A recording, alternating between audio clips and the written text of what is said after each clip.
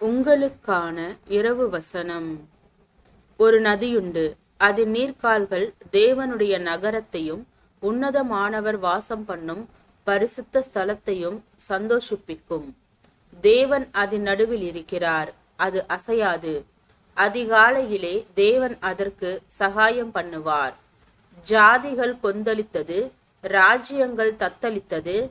அவர் தமது சத்தத்தை முழங்க பண்ணினார். பூமி உருகி போயிற்று. சேனைகளின் கர்த்தர் நம்மோடு இருக்கிறார்.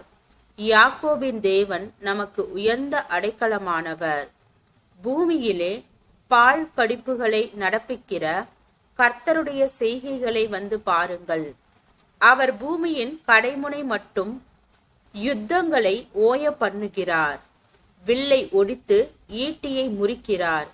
ரதங்களை நெருப்பினால் சுட்டெரிக்கிறார். நீங்கள் அமர்ந்திருந்து நானே தேவன் என்று அறிந்து கொள்ளுங்கள். ஜாதிகளுக்குள்ளே உயர்ந்திருப்பேன், பூமியிலே உயர்ந்திருப்பேன். சங்கீதம் 46 வசனம் 4 முதல் 10 வரை.